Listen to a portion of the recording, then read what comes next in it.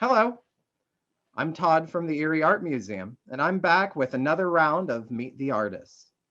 Today, we are continuing our exploration into the gallery, The Year That Was Missed, and we have another graduate from that exposition. This guy, he has an MFA in drawing from Indiana University of Pennsylvania, and his name is David Kiefer. So, say hello, David. Hey everybody.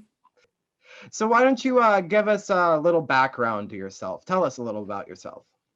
All right. Like you said, I got my master's degree in drawing recently, last May from IUP. And prior to that, I graduated with my BFA from Edinburgh University in illustration. And that was back in 2017. I graduated. My concentration pretty much through all of, you know, school has been illustration focused, with some interest in some other art forms too. But illustration has been the main kind of focus and what I did in my graduate work and what is displayed at the museum right now, and what I hope to continue to do moving into the future too is kind of that area of work. Okay. So I've read your artist statement Mhm. and I've read the little tags on your work. It says they tell me that you work in mixed media. What do you mean? I have a fascination in a variety of traditional media. So I like, painting, whether it's with oils or acrylic or gouache or watercolor, um, printmaking with relief prints, intaglio prints, monotype prints, which are utilized in the illustrations that are on display, ink, graphite, charcoal, various things. So throughout grad school in particular, I was trying to figure out a way that multiple media can work together and kind of bring their individual strengths while not overshadowing each other and trying to elevate the overall image that way, as well as just make it enjoyable for me to work in the various media I have interest in. So the ones Right. in the museum in particular, that series of work started as a monotype print, which was oil-based ink on a sheet of plexiglass, and kind of wiped away, what I wanted to be lighter and left the ink where it was going to be darker. And then on top of that, once I printed that onto a piece of paper, went in with watercolor paint and gouache to do the most of the color and some of the value work, and then the fine details were added with dip pen and ink.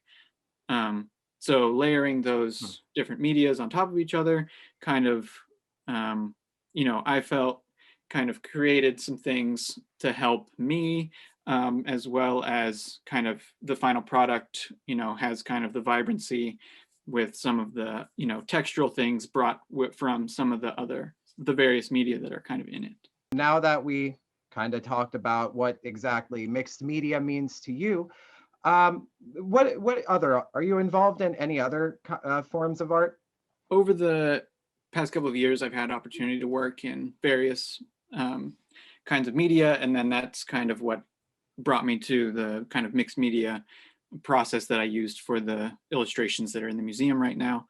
But additionally to that, I'm really interested in storytelling and kind of writing my own stories, and pairing them with the illustrations that I do. I Okay. would really like to create some books with that. I have done one book already, but with more ideas planned for the future. So even with like the titles for the illustrations that are in the show, they're not necessarily, um, like simple names for the work. They're kind of sentences that kind of help with the narrative of that image. And so, like with the image and then reading the title, those are kind of two pieces that can work together to start forming the story for the viewer. All right. So that actually gets me wondering.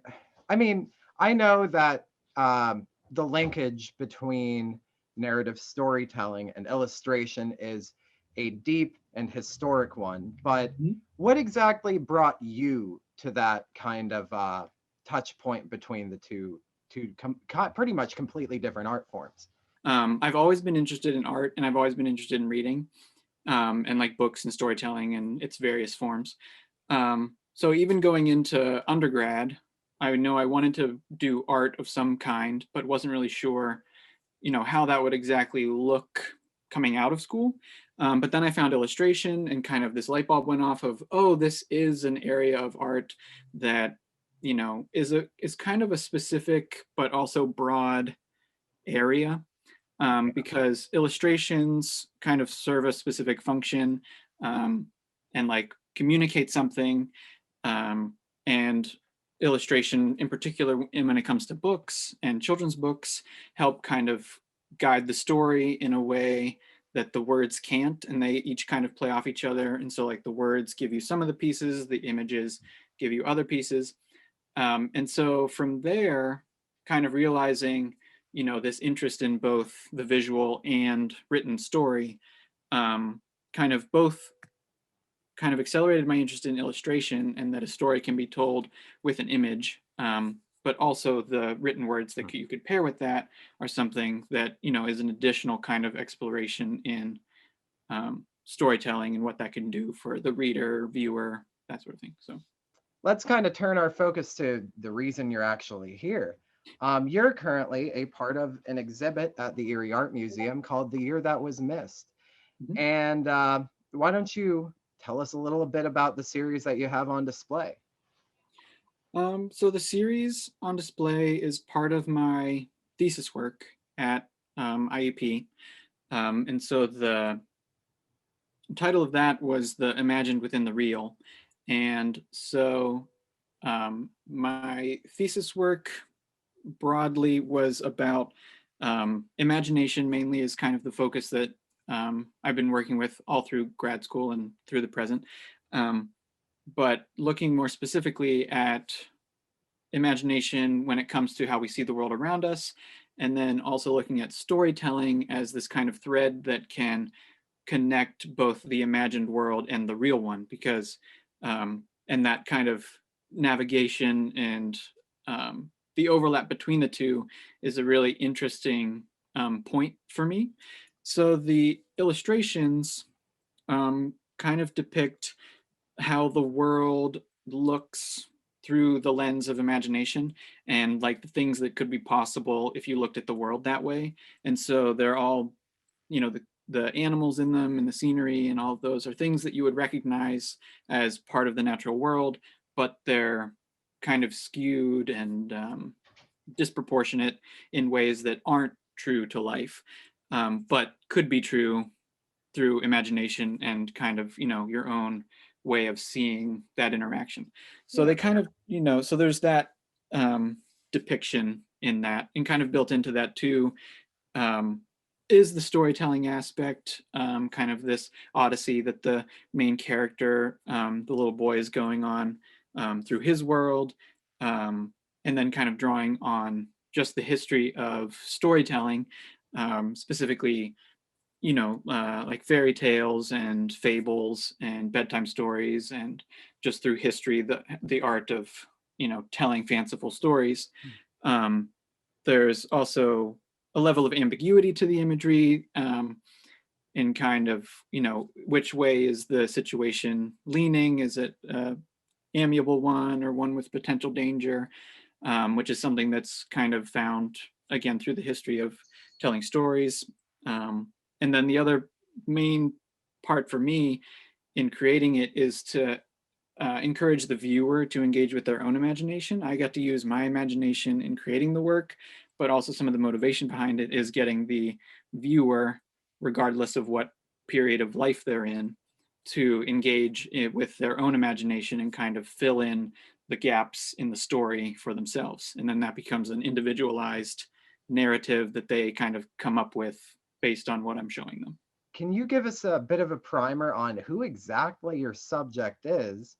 And I'll flash up an image of him here. But Sure. can you give us like tell us who he is and where exactly is he exploring? He kind of came out of memories of my own experience in childhood, and the ideas surrounding children's literature and storytelling, and as that period in our lives that can kind of be very formative and is rich with narrative and opportunity for imagination and experiencing different things, through at that point in time. Um, and there's also, memory of doing that with a cardboard box and, Mm. pretending that I'm, an astronaut or a knight or something. And there's actually a photograph of one of my brothers when he was very young with the cardboard box on his head that kind of also helped kind of perpetuate the imagery. Um, because the cardboard box to me is kind of this great, um, kind of a conduit for imagination. Like it's Yeah, just this simple object that we're all familiar with, but it can be anything we want it to be.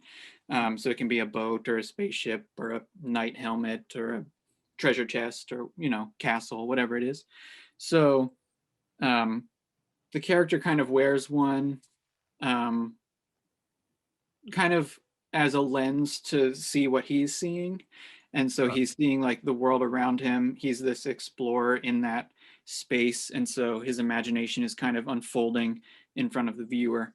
Um, and so that's what you get to see is he's just, he could really be anywhere. He could be in his room, like in Where the Wild Things Are, right. or he could be out in his backyard or the forest or, Huh, wherever.